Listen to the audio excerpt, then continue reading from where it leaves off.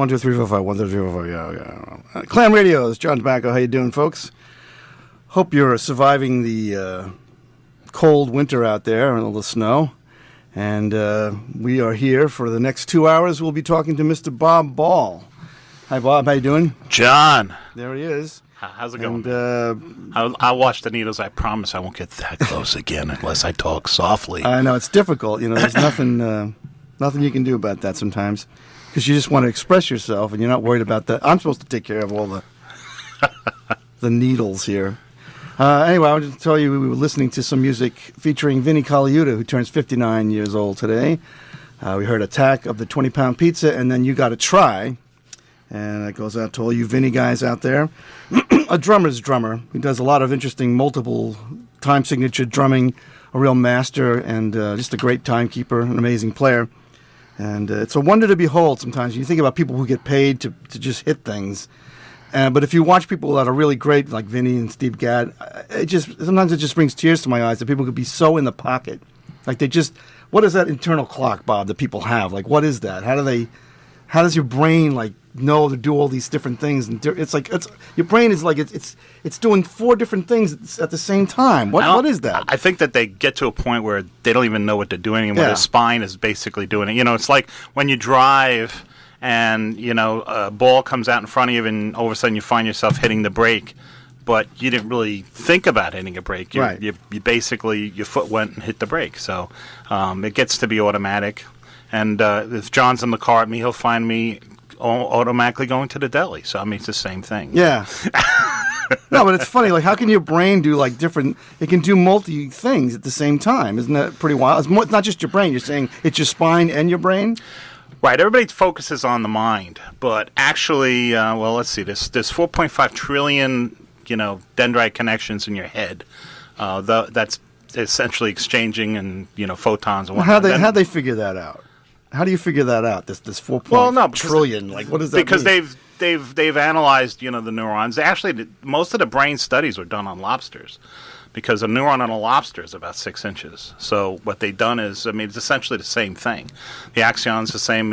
Everything the way it works is the same, but it's 6 inches. So it really allows them to study what the brain does. And interesting enough, though, but you're more than the sum of your parts. Your whole body works together, and a lot of things that you take for granted are stuff that you've learned. But essentially your brain is a major CPU, but your arms, your legs, and everything else are already have programmed in them. Macro subroutines that will execute, do this, do that. That's why things become so habitual. If you learn something, it's very hard to break that habit. But how does your brain, in the case of this guy, he played different time signatures different with his hands, feet.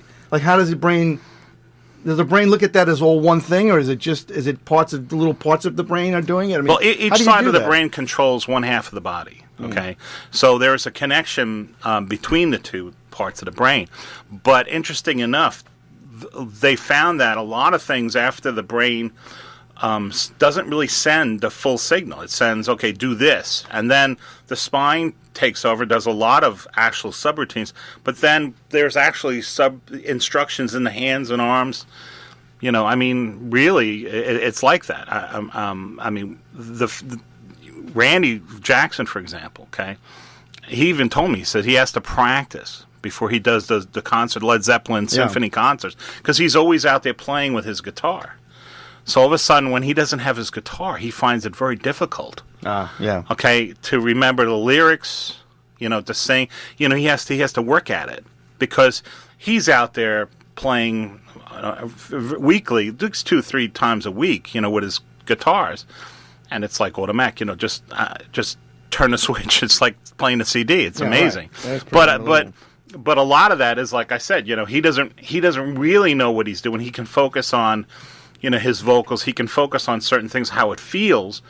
But I don't think he knows that he's playing a B flat, I don't think he knows that. He doesn't think in those terms anymore. Right. It's more he's just riding this curve in his brain, and he's feeling it and seeing it.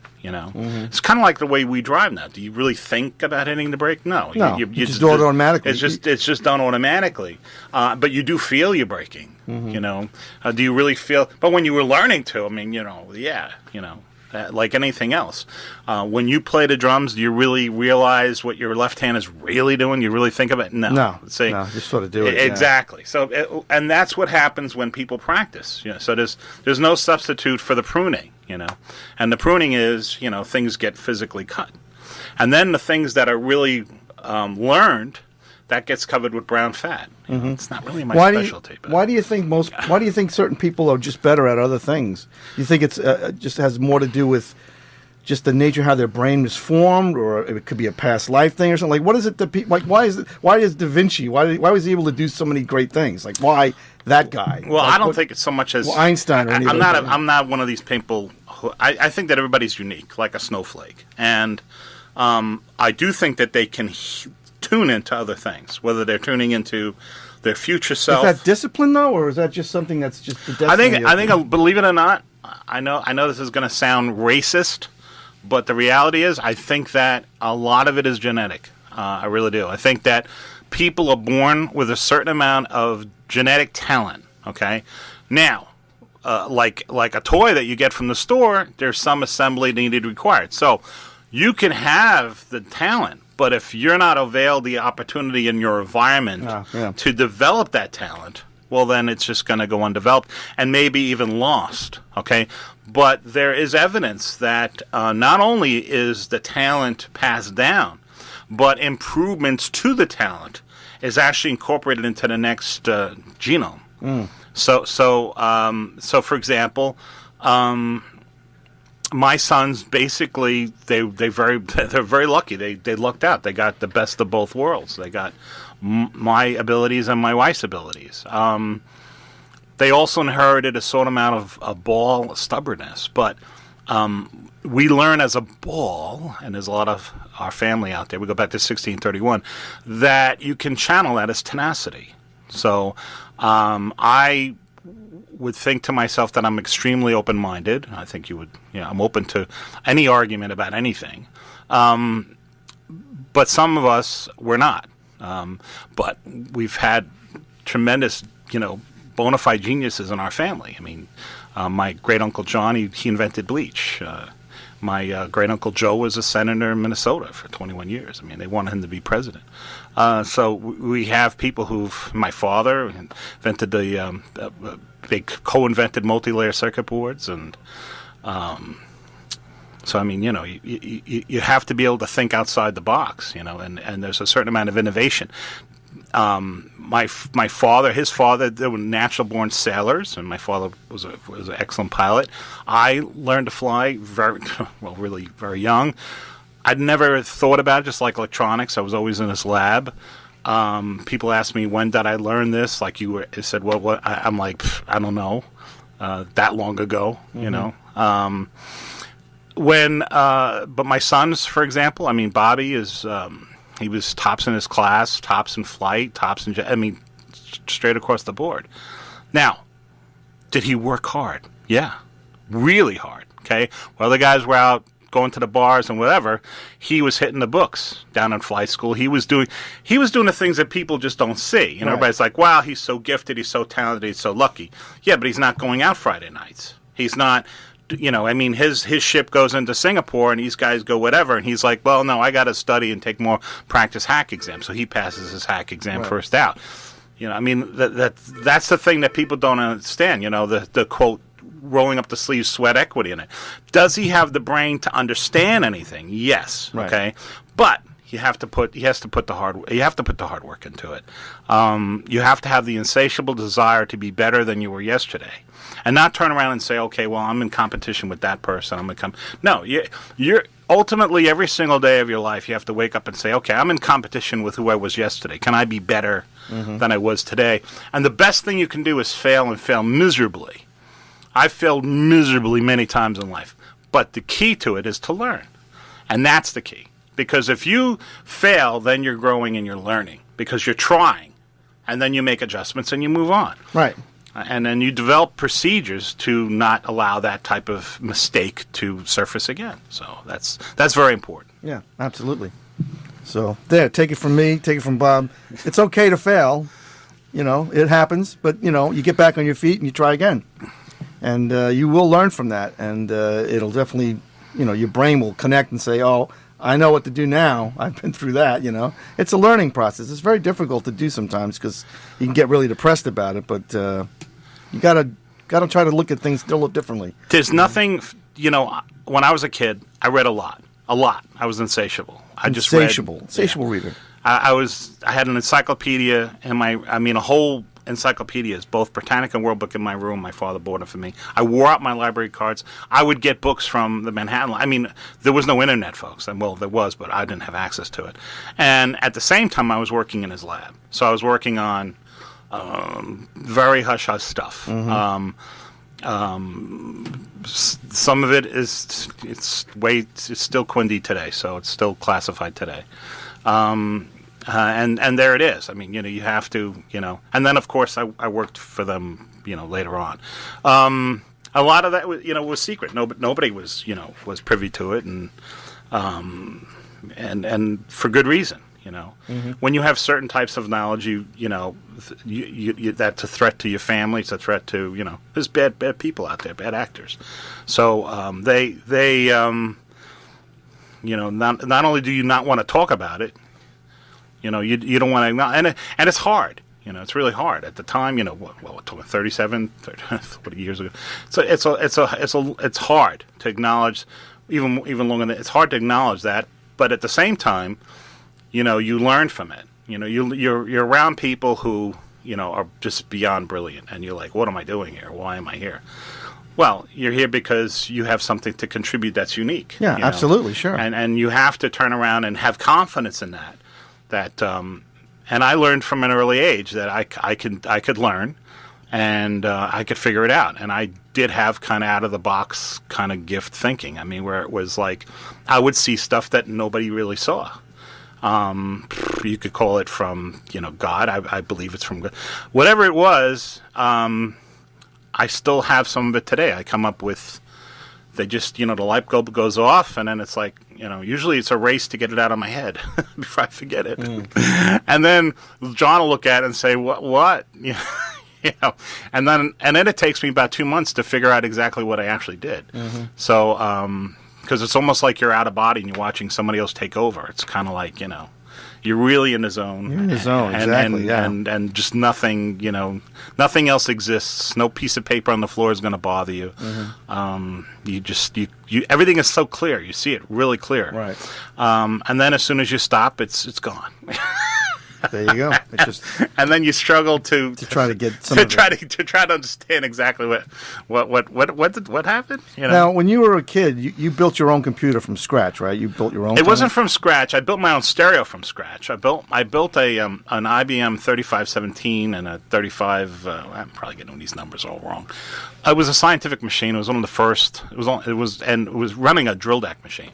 A drill deck machine. These were only 2 CAD/CAM systems on the planet back then, and they drilled PC boards to 1,000th of an inch, which you needed in order to make multi-layer circuit boards happen. A multi-layer circuit board, if you guys don't know, is that a present circuit board, you have circuits that are laid out on a surface, but to get more dense capacity for specifically the spacecrafts, because for every pound of equipment you were bringing to the moon, you needed 10,000 pounds of fuel, so there was the paradigm.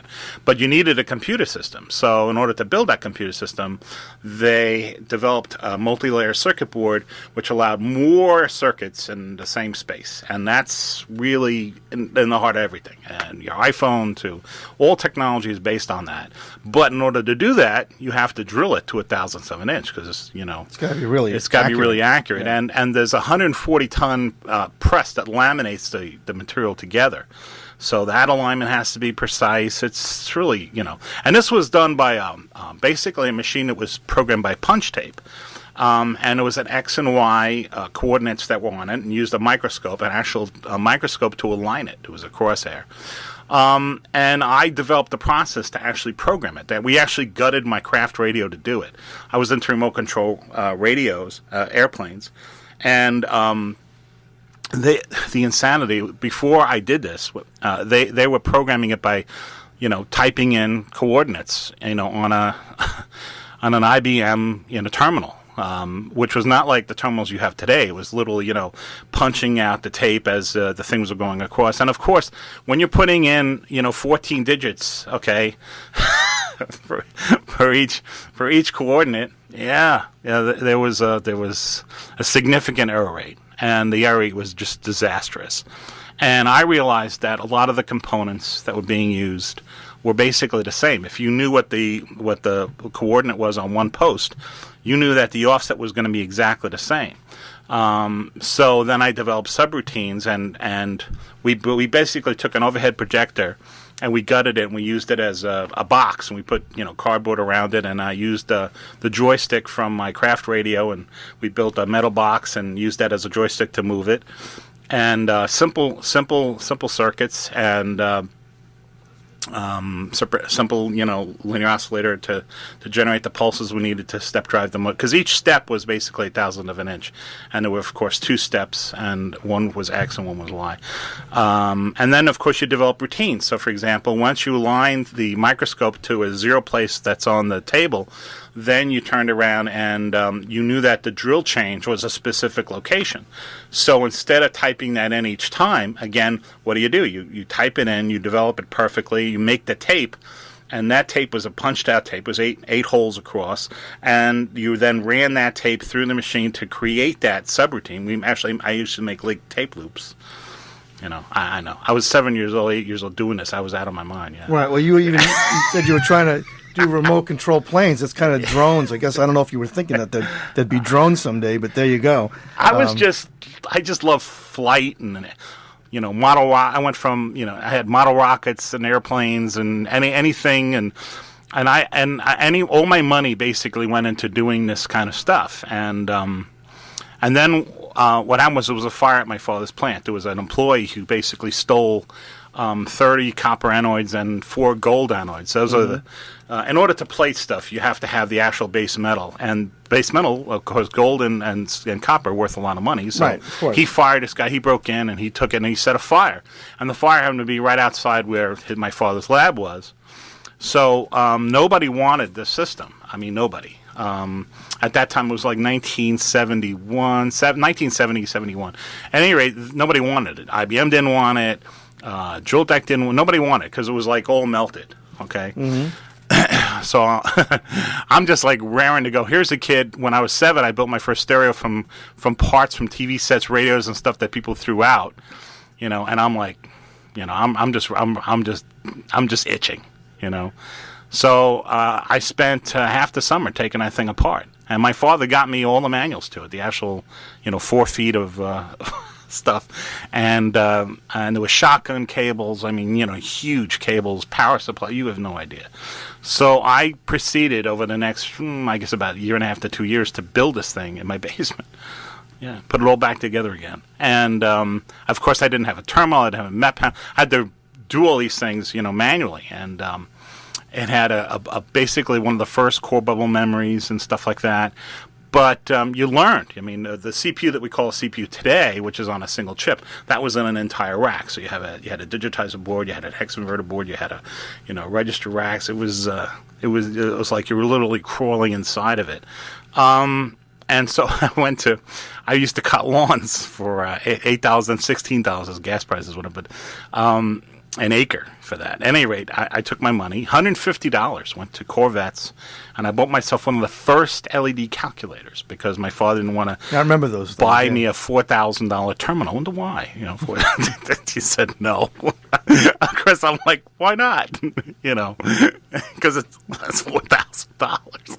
So at $150, add another $100 more, you could buy yourself a kind of used car. Yeah. I mean, Paul Decker, you out there? He bought a Ford Pinto for $250, and at various angles you could actually see through it. That's another story. At any rate, so I proceeded to get this calculator, $150 back in 1971 dollars. Okay, and I brought it home, and literally, I started taking. My mother went like ballistic, like crazy. What are you taking it apart for? Crazy. My father's like, "What are you doing?" Well, you wouldn't get me a terminal, so I'm going to use, this to program, my computer downstairs. The only way I could really do it, And then I basically took one of them, a Demco alarm mat, cut it up to make it a binary input pad, and put it underneath the carpet to my room, and proceeded to walk 1,000 times to my room so it would memorize the way I walked. And then I put a solenoid and made the doorknob worthless so that my room was locked, so my sister could no longer come into my room and take my stuff. So there you go. It's amazing how I have to thank my sister for my wife, and I have to thank my sister for my prowess, because it's amazing how you get motivated by certain aspects of things. That's interesting. But and boy, I was determined to stop that from happening. Right. And of course, I used it to turn on and off my TV set, and my stereo that I built. I mean, she threw out a stereo from the car, and I salvaged it. I told her, I said, I can fix it. She's like, no, it was in a very adversary relationship back then. And it kind of still is now, but whatever. The point is that she threw it out 3:00 in the morning. I went out and I grabbed it, and I fixed it, and and it was. I literally cut a hole in my cabinet, put it in there, and set up a power supply, a lot of jokes, and have a nice day. Right. And yeah. Well, that's I used that stereo till I think I was 16, my 16th birthday. My mother, my father, got me an actual, stereo, which I had for many, many years. You actually saw that stereo. Mm. Panasonic, but it was better than what I had. Yeah, absolutely, sure. So yeah. Pretty cool. You got an interesting background. We can get into that a lot. You could also talk about the privacy issues that we have nowadays with computers. But I see that you have a little sheet here. I always print John up a sheet. Yeah. What are the 3 holy grails of tech? And that's what we're going to be discussing. We're talking to Bob Ball, a computer scientist, a man of many talents, who lives here in this area. Well, actually, now you live in St. James. That's close enough, next town over. And I've known Bob for many, many years. He developed the SA3 process, and we're still able to make MP3s, which people, I guess they might be interested. 11 times smaller. It's still better than anything else out there. And I wish Neil Young would have heard it back then, because he might have been taking an interest. He's got that new thing, that little Pono thing, which is just ridiculous. It's like not only is it uncomfortable to look at, it's just not practical. It's just not. It's like it's just. Whatever. What you have good luck. You have everything's always a compromise. Yeah. And when John and when I came up with the SA3 process, that was spurred on by his partner Nick. There you go. Essentially, see, adversity always spurs this guy on. So if you piss off Bob, he's going to come up with something. So I had all these masters of. I used this board, AT&T board, to remaster a lot of recordings. Because I would be stuck into my car, and in order to keep my sanity, I would make all these really, basically what John would call mixtape. So what turned John on to me was that my cousin Cheryl actually gave me, she lent to me. She wouldn't even give me the tape. I had, of course, contacts with Atlantic Records because I did a lot of work on their boards and other things. Anyway, so they lent me one of their tapes, and she wouldn't give it to me, so I had to copy it. But if I'm going to copy it, I'm not going to just copy you're going to make it sound better. So I went and I essentially ran it through my process, and I essentially remixed some of the tracks because I liked them. I mean, if I wouldn't have done it if I didn't like it. Yeah. But, so they were actually in my car, and they're like, and they knew it because they mixed the tracks. So John was like, "This is where did you get this?" Yeah, I found a tape of my stuff in his car when I first met him. I'm like, "Where did you get this tape? I didn't send it to you. I didn't really know you." And not only that, I listened to it. It was better than what I had originally. I'm thinking like, huh, what?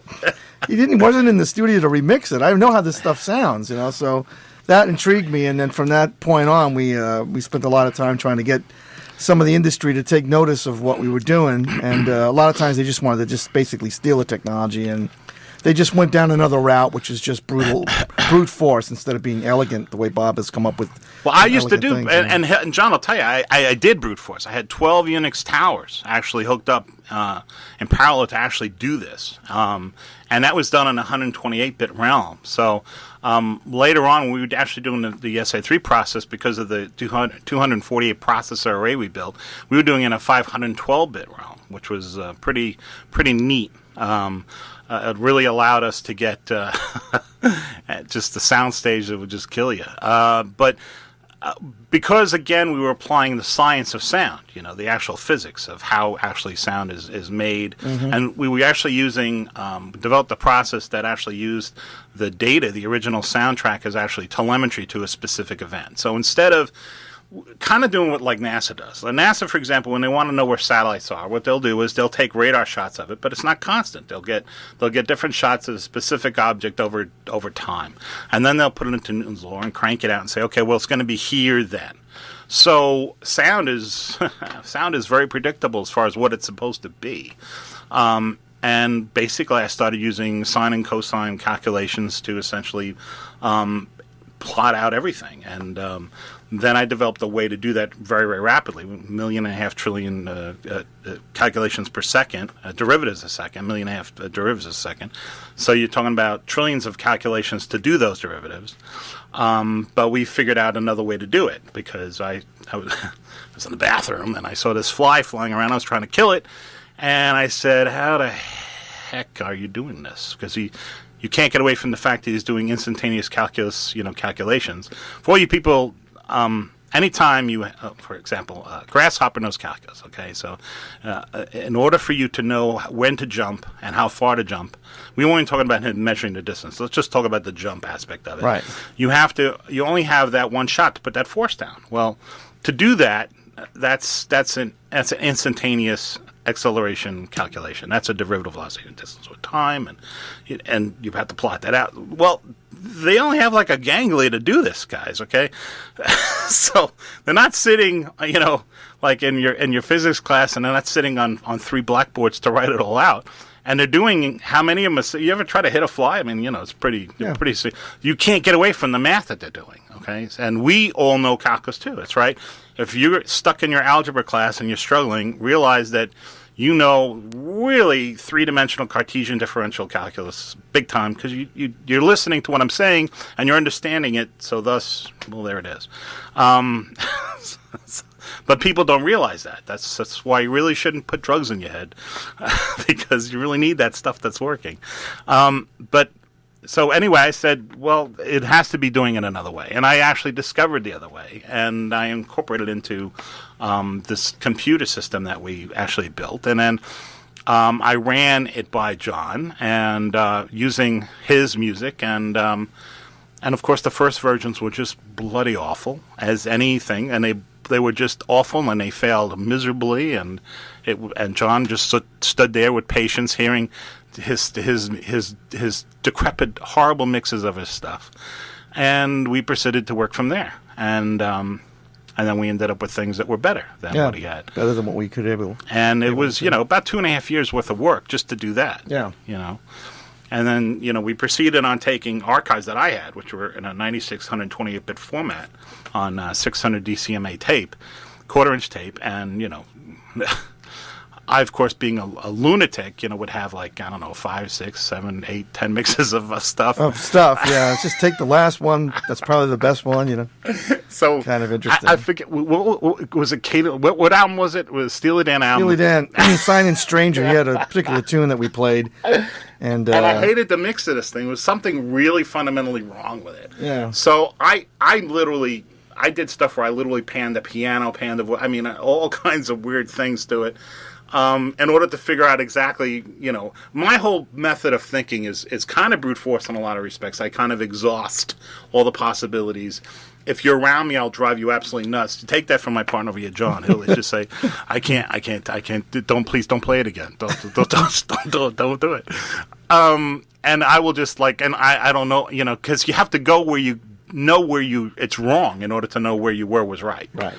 So I brought some of this stuff over. I was playing this stuff, and this is before John and I were actually really good friends. I was actually really tight with his friend Nick, and so John just started grabbing tapes randomly because, and he's there trying to put this tape into the DAT machine and get the DAT machine to go, and he's like, and I remember John's face. He's looking at me over the console, and the piano stayed in one place, and then Fagan's voice panned, and then I took the piano and I panned the voice, the other thing, and John's eyes literally, folks. I mean, it was like they just bugged out of his head. I figured he must have had the master tapes. How can you do that? And just from a stereo, just from a CD, just take it, reassemble it, and just pan it at will. I mean, that's just amazing stuff. Like what the heck?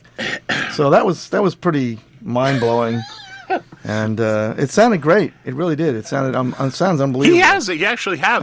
You have those. He has those copies. But at any rate, so Nick, of course, didn't believe it at first, but then he stopped. He's like, okay, well, clearly he panned the voices over here all of a sudden, and everything else is still the same in the sound stage. So but then, unbeknownst to my knowledge, he's like, well, he must have had the tapes. Well, that's what you would think. He must have had the original tapes. He must have had the original tapes. There's no way. He had to have the original tapes, And then I just kept playing him stuff like Chicago. Yeah, there's no way he could have all these masters of Stevie Wonder and the Sgt. Pepper. I'm like, there's no way. This stuff never sounded that good. It just never did. And then through the technology, we actually developed the process real time. So and we did experiments. We did a thing, on Sting, and there it was. We did it literally in about 10, 15 minutes, and so yeah, we did like 3 takes of it. We settled on 1 take, and then it was, and the difference was like night and day. We have an AB of it. It's like stupid. Yeah. But like I said, the people in charge, they're always very threatened, and they just didn't want to work with us. They were more interested in trying to rip us off and stuff. So. Well, they wanted to work with us. They just wanted to buy it out and shelve it. Yeah, just basically shelve it because they already developed something. What they wanted to do. Well, we already put all this money into this, so we'll take your technology and shelve it. That's the other thing we want to talk about, is suppression of technology. Well, let's talk about some of this. Yeah. So, let's talk about the 3 holy grails. I'm going to grab this sheet because I wrote it up. I put the time. Okay. Just one more thing before we talk about it. Just one more thing. Now, I'm going to get into suppression. But I'll forget that I'm going to want to ask you about this question. Okay. I've thought about this, and I'm sure other people have. It occurred to me. I was thinking about comets, and they say comet could crash into the Earth and maybe bring other organisms or whatever. And I was thinking, well, isn't like a comet sort of like sperm, and the planet is kind of like an egg? Do you think there's some sort of correlation on that, like on a cosmic level? You know what I'm saying? Like the comet kind of hits the planet. But where did the life come from on the comet? See, so. Well, I'm not talking about that. And then there's the ancient technology. Where did that come from? They just found an artifact. Actually, it's been suppressed. It was actually found in 1959, but now recently through different types of dating, including nuclear dating, they did all kinds of different types of dating on this. Well, there's a bone of a mammoth. Okay, so this is in the heart of the Ice Age. A bone of a mammoth that had artwork done on it when the bone was green. It means the bone was just freshly killed. And the artwork is pretty substantial. And guess what, folks? It's 400,000 years old. Ah, okay. 400,000 years old, and it was found in basically a part of Mexico. So how's that? How does that happen when they say that we weren't even here on this continent for 100,000 years? 100,000 years. They were saying, okay, well, it's 15, 20,000 years ago. And nope. And now they're finding out that there is a whole object that sits underneath the Great Pyramids. And they're finding out that, and a lot of this is, like I said, it's suppressed. I mean, the Great Pyramid, folks, is only like about 1/4 of an inch to 1/2 an inch out from true north of the planet. Okay? And they built it in 35 years. Okay? Unbelievable. If not less than that. Unbelievable. And each stone is that would be a tough feat today. Okay? Yeah. The Empire State Building, which was built in 1930, which took 1.5 years to make, is over 1.5 inches out, and it's only a two city blocks long, something like that. Okay, and they were using a thematolite and everything else. Okay, so yeah, but so you could believe what you want to believe, but then you have to turn around and say, well, there's pyramids all over the planet, and how did they do it? Yeah. And how did you build a Great Pyramid when supposedly the population of the entire area was only 250,000 people? Then how many people were dedicated to do this? And then how did you feed them? Yeah, for and so long. Then logistically, how did you get the stones there when they come 200 miles away? And blah, it's compiles. Okay, so it's getting more and more. And you really start to wonder. But if you look at how technology is suppressed today, because we had leaps and bounds when Kennedy was alive, right? We went from vacuum tubes to semiconductors to IC chips to multi-layer circuit boards to LEDs and lasers and polycarbonate and atom refresh flash, plating. I mean, all kinds of unbelievable things, composites. Yeah, and we did that in 9 years. So when there's a will, there's really a way. And then all of a sudden, what happened? Something happened, really, when you think about it, the first CD was made in 1972. The first VHS deck was built in 1971. And yet, we didn't see CDs till 82. Yeah, that's true, actually. It was a long time. VHSs to really, 78. And they proceeded to, the first HD television was in, 1982.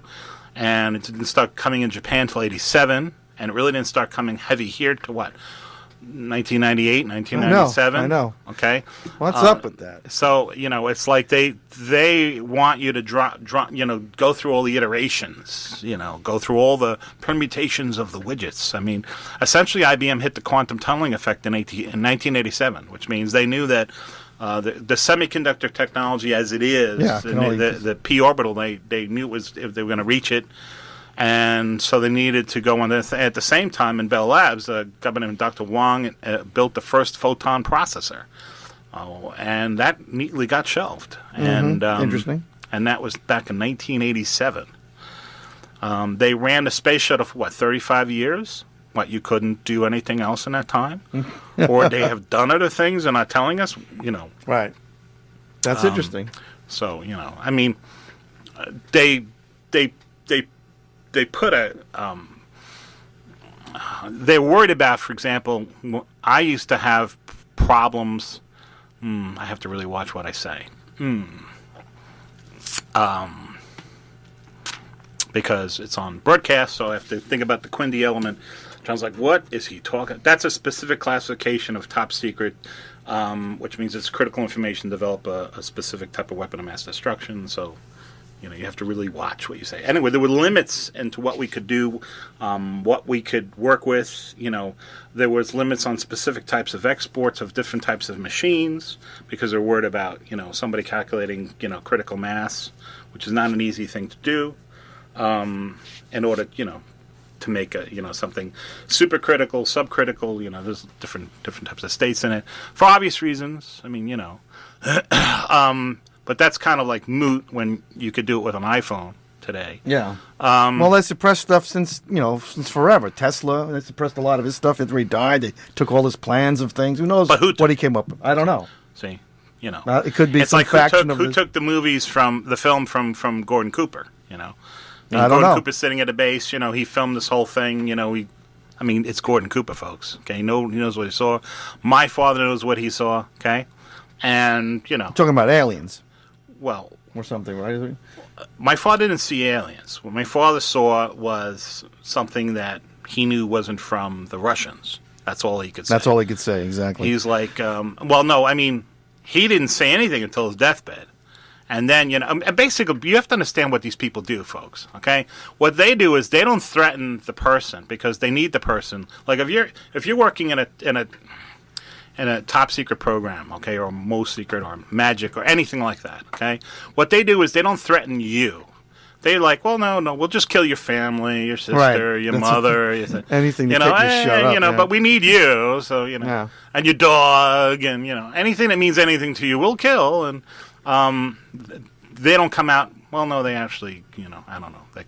That's basically the underlying threat. So, and that's fine. I mean, look. There are certain things that, honestly, that shouldn't be public knowledge. Okay, why? Well, you saw what happened to that pilot. Okay, burned alive. Don't need. I rest my case. Okay, what do you think those people would do if they had a suitcase that was basically a 1.4 kiloton device? Okay, yeah, not a good thing. Okay, now some people would say, well, why did somebody make that device? Well, that's a good question. Obviously they didn't read Shelley, and obviously they don't understand. But believe it or not, that device was actually invented in Russia, so you can't really put the blame on us. A lot of stuff we did, sure. But a lot of stuff we did was actually fakery to fool the Russians. There was a lot of misinformation. And you could go back to Truman and blame Truman on that, because all the generals came to Truman and said, look, the genie's out of the bottle. It's just a matter of time before this was this. The Russian, you got this Stalin guy, he's crazy. And there's other stuff going on in the Middle East, so we need to take over the whole world. We could do it, but the people who had his ear, a failed haberdasher, okay, they didn't want that, because they were going to have their budgets cut to nothing, right? You don't need spies, and you don't need all kinds of, hotels and black op budgets and stuff if the whole world is all working together on something, So, there it is. Then Bush 1 had another opportunity, right? I mean, he had here's Russia, they're on their feet. He, more than anybody, I mean, he was working for the CIA, so he knows what the world's like, right? And he knows that he could have went, hey, Gorby, how about we take a nice 99-year lease out on that tundra of yours? And why don't you and I and your people and my people get together and go to the moon and Mars and beyond and just stick it to the Chinese while we can? Just something like that, Because essentially the Chinese, they're so successful people because of the fact that they have essentially slave labor. Okay, now you could say, well, they're not really enslaved. Well, they are. These people have to work in order to eat, like we do too, but even more so. And their conditions are just horrible. They don't have the freedom, and because it's run by essentially they call it communism, but it's really a dictatorship state. The dictatorship is run by less than 1% of the population, so they pollute anything they want. They do whatever they want, and they have, well, we're special. We have our rules, and you guys, you have to live in this, and that's it. So, and they steal everything. I mean, there's more iPhone clones in China. There's actually iPhones. There's actually Apple stores that are clone stores in China. Wow. So protecting your intellectual property, forget it. That's a huge problem. And like right now, for example, they're building. They're putting everything into thorium, which is what we should be doing. That's a really big stopgap. And they spent hundreds of millions of dollars on a thorium reactor they're building. Which means they're building a factory to produce these things. Unlike a big nuclear reactor, it has to be built on site. A thorium reactor, people don't understand what thorium reactor. Thorium is basically a very abundant radioactive material. It's top 90s on the scale. At any rate, if you hit it with neutrons, it actually morphs itself into uranium-233, which then will fission split into other things, and you get energy from it. It's actually a really good thing, but the way to do it is actually in a molten salt. And they actually set this reactor up in 1963 because the Air Force wanted to make a nuclear plane. And it was like, we want our planes to fly like forever, and we can't have these huge light water reactors because the pressure vessel, because it's working 70 atmospheres, has to be so heavy. So we want to do something, light. So they started, and I think it even goes beyond that. Probably before that. It's you don't have a need to know. So it was probably built and started in 54, 53. But there's no fissionable material as far as making nuclear bombs. No plutonium. There is. It's plutonium-238, which is not very good for bombs. It's really good for spacecraft because most of our spacecraft rovers and stuff it's actually powered by plutonium-238. Like Voyager? Yeah. It just keeps going. Yeah. How long is it going to go? I mean, a long time. Yeah, long time. And we really, actually, this last thing that we just launched to Mars, I think used up like almost 90% of our plutonium-238 reserves. Oh, really? Yeah. So, we really don't have...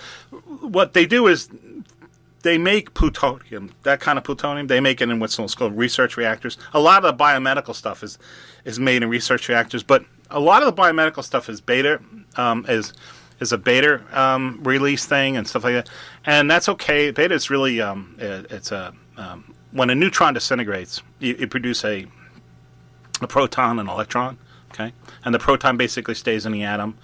And that's how the atom transmorphs into something else, and the electron is given off. And that electron that's given off is called beta radiation.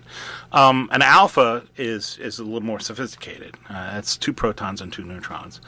And that's also when an atom splits. And that is actually very useful to, like, targeting cancer, stuff like that. Because, like, Bismuth 213, for example, that would be a perfect thing to manufacture. Because when it has a half 60 hours, so you got to like do it and then get it, to the on site. But if you couple it with some sequence to go after cancer, that's an alpha discharge, which is just lethal to the cancer, but not. It's so directed. It's like a focus, not lethal to the other cells that are around it. Right. A gamma, of course, is the electromagnetism that's given off when you have either fission or fusion. Okay, that's really nasty. That's a very thing. But with fission, everything is about the neutrons. How many neutrons you get when you split. We're digressing. We're going into something that I know it's good because we're almost at 10 o'clock where I got to play a tune. And then we're going to start talking about why you came here to talk. So just finish your thought here about that. Okay. In order to create a sustained chain reaction, okay, it's kind of like it's kind of like a mouse traps. It's like you have all these mouse traps in a floor, okay, and I could throw a ping pong ball out there and it'll trip maybe 1 or 2 mouse traps. But what if there's already a whole bunch of ping pong balls that are sitting on top of those mouse traps, and then I throw a ping pong ball up, so then one ping pong ball is triggered that releases a bunch of other ping pong balls, sure. And they're hitting other ping pong balls. So all these traps now are just cascading. Okay, well that's what you want. That's what's called critical, and that's what you want. So when you want a fission reaction that's sustainable, you want at least a release of at least 2 neutrons or more, okay? And then those 2 neutrons come to hit other atoms that split and make even more neutrons. And every time you split, you're releasing energy.